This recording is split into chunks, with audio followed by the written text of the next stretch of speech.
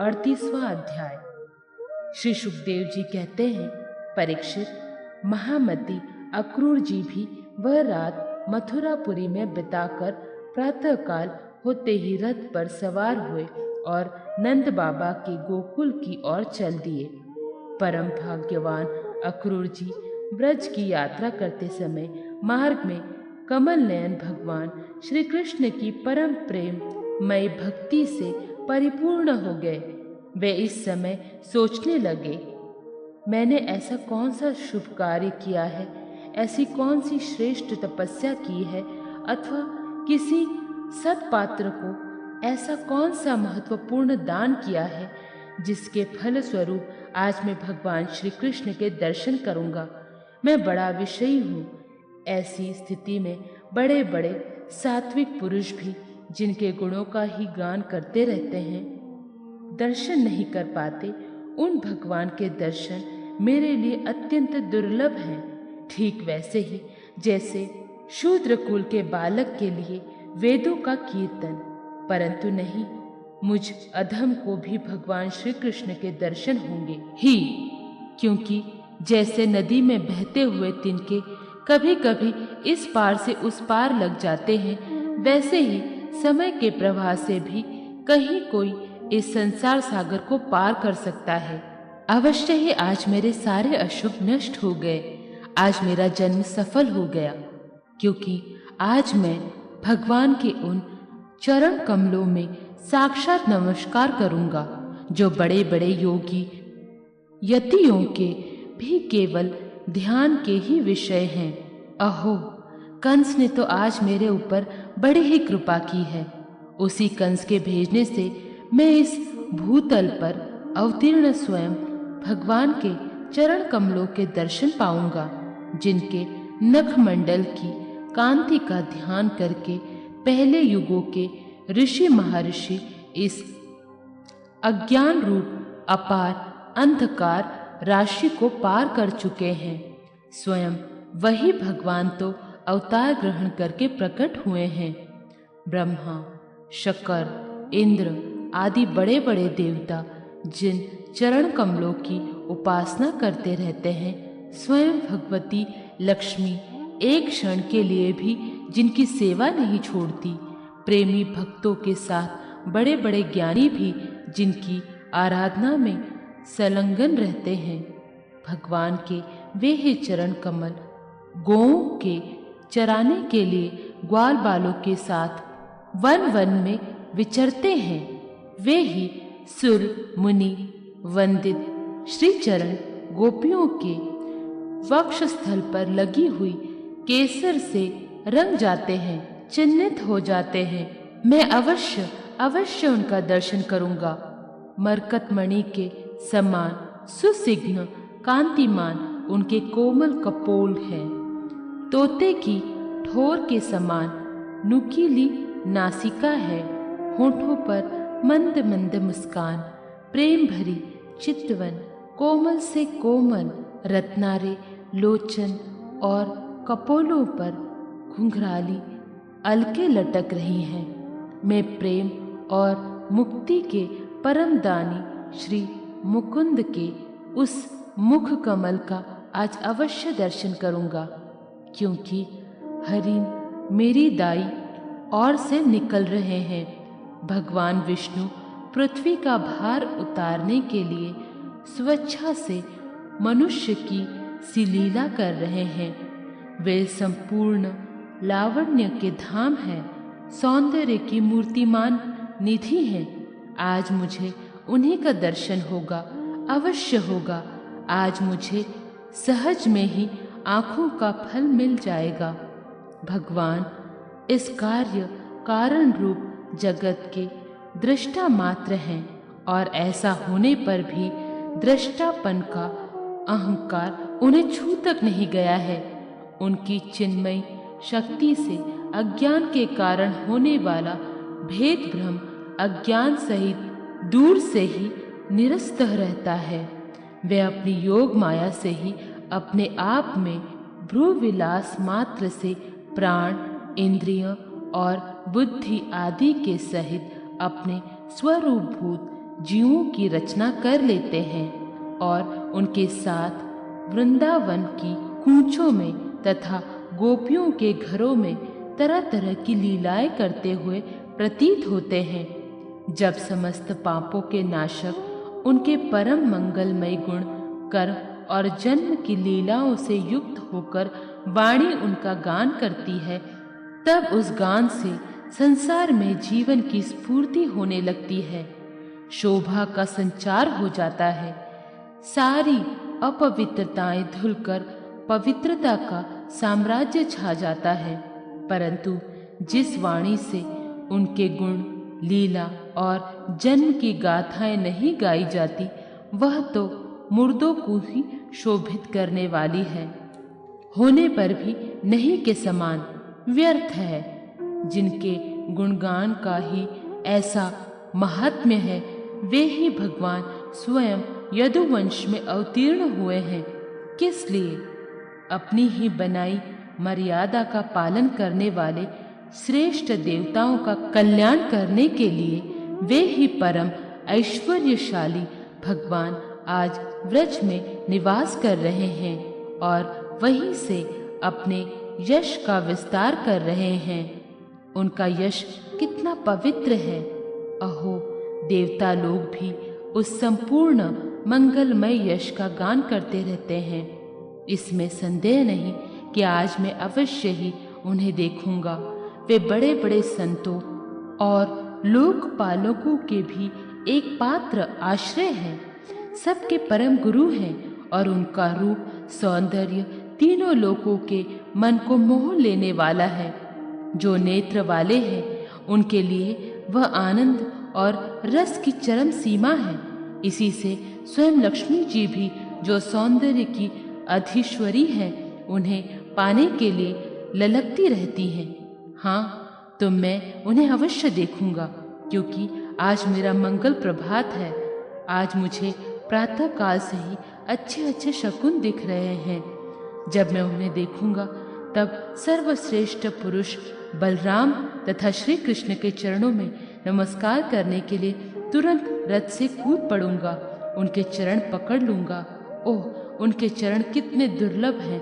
बड़े बड़े योगी यति आत्म साक्षात्कार के लिए मन ही मन अपने हृदय में उनके चरणों की धारणा करते हैं और मैं तो उन्हें प्रत्यक्ष पा जाऊंगा और लौट जाऊंगा उन पर। उन दोनों के साथ ही उनके वनवासी सखा एक एक ग्वाल बाला के चरणों की भी वंदना करूंगा। मेरे अहो भाग्य, जब मैं उनके चरण कमलों में गिर जाऊंगा तब क्या वे अपना कर कमल मेरे सिर पर रख देंगे? उनके वे कर कमल उन लोगों को सदा के लिए अभयदान दे चुके हैं जो काल रूपी सांप के भय से अत्यंत घबराकर उनकी शरण चाहते और शरण में आ जाते हैं। इंद्र तथा दैत्यराज बलि ने भगवान के उन्हीं कर कमलों में पूजा की भेंट समर्पित करके तीनों लोगों का प्रभुत्व इंद्रपद प्राप्त कर लिया। भगवान के उन्हीं कर कमलों ने, जिनमें से दिव्य कमल की सी सुगंध आया करती है, अपने स्पर्श से रास लीला के समय व्रज युवतियों की सारी थकान मिटा देती थी। मैं कंस का दूत हूँ, उसी के भेजने से उनके पास जा रहा हूँ। वही मैं, मुझे अपना शत्रु तो न समझ बैठेंगे।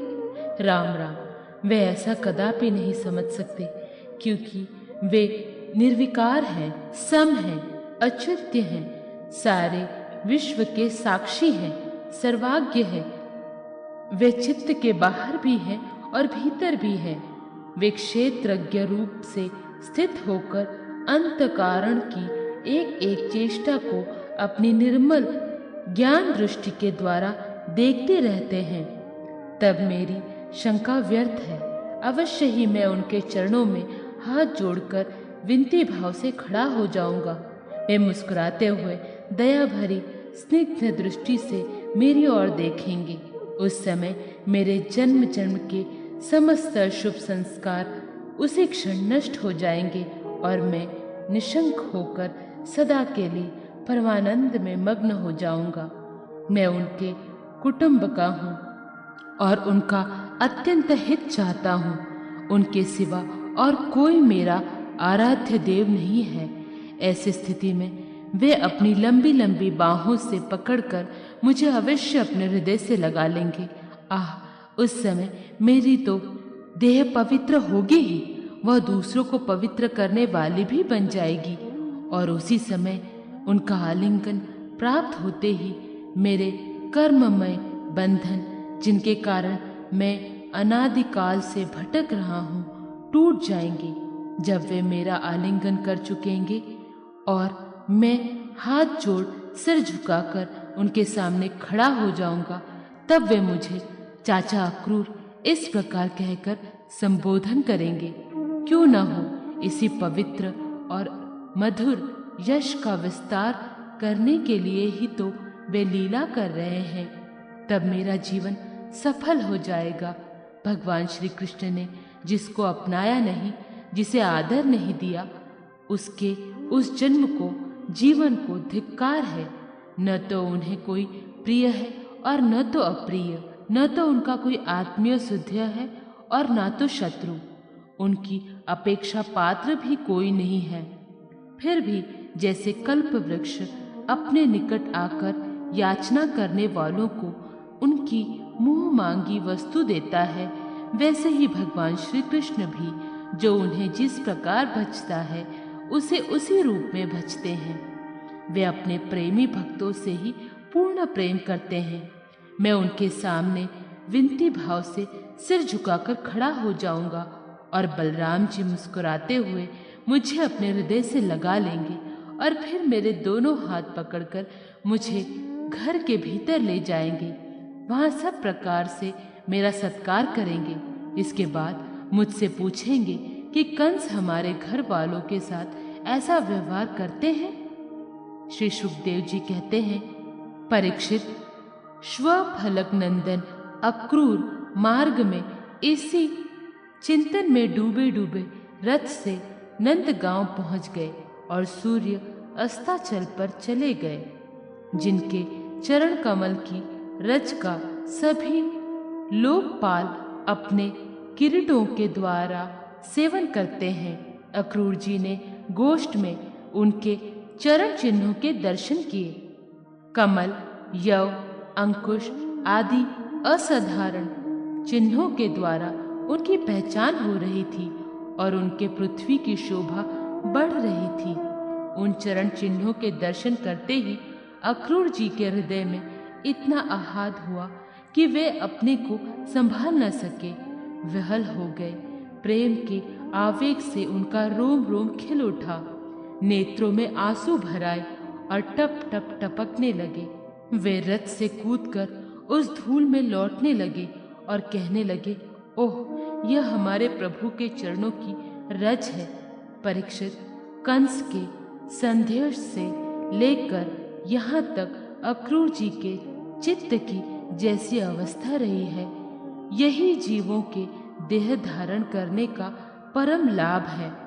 इसीलिए जीव मात्र का यही परम कर्तव्य है कि दंभ, भय और शोक त्याग कर भगवान की मूर्ति, प्रतिमा आदि चिन्ह, लीला, स्थान तथा गुणों के दर्शन, श्रवण आदि के द्वारा ऐसा ही भाव संपादन करें। व्रज में पहुंचकर अक्रूर जी ने श्री कृष्ण और बलराम दोनों भाइयों को गाय दोहने के स्थान में विराजमान देखा।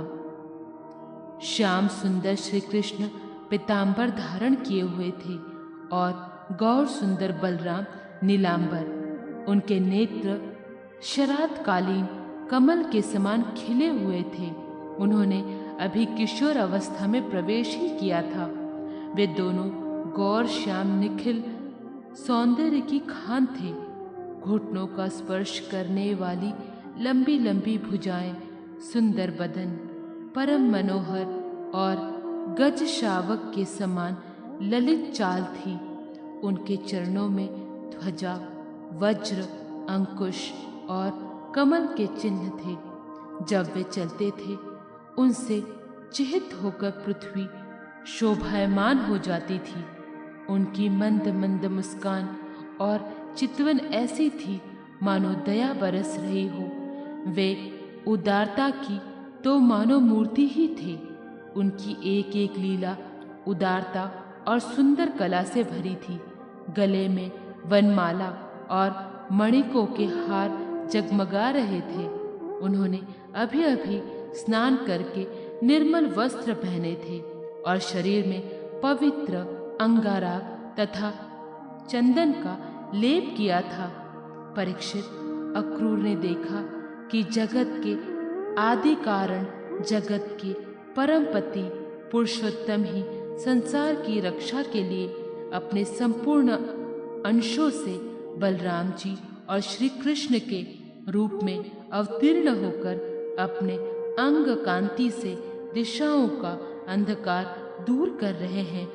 वे ऐसे भले मालूम होते थे जैसे सोने से मढ़े हुए मरकतमणि और चांदी के पर्वत जगमगा रहे हों। उन्हें देखते ही अक्रूर जी प्रेमावेग से अधीर होकर रथ से कूद पड़े और भगवान श्री कृष्ण तथा बलराम के चरणों के पास साष्टांग लौट गए। परीक्षित भगवान के दर्शन से उन्हें इतना आह्लाद हुआ कि उनके नेत्र आंसू से सर्वार्थ भर गए। सारे शरीर में पुलकावली छा गई।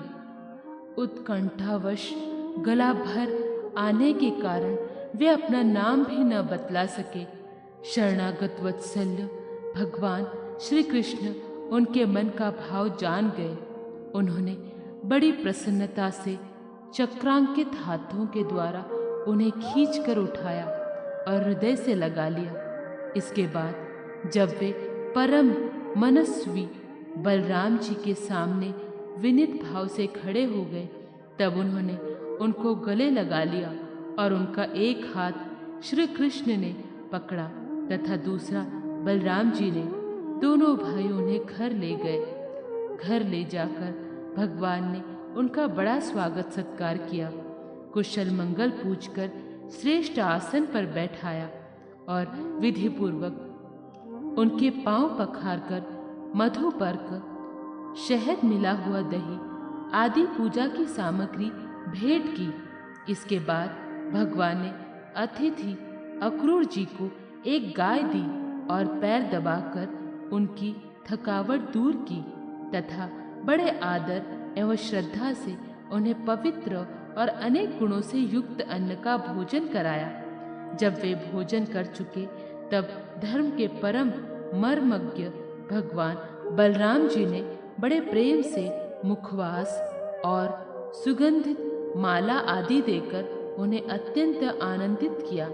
इस प्रकार सत्कार हो चुकने पर नंद राय जी ने उनके पास आकर पूछा, अक्रूर जी, आप लोग निर्दयी कंस के जीते जी किस प्रकार अपने दिन काटते हैं? अरे, उसके रहते आप लोगों की वही दशा है जो कसाई द्वारा पाली हुई भेड़ों की होती है। जिस इंद्रायाराम पापी ने अपनी बिलखती हुई बहन के नन्हे नन्हे बच्चों को मार डाला, आप लोग उसकी प्रजा हैं, फिर आप सुखी हैं? यह अनुमान तो हम कर ही कैसे सकते हैं?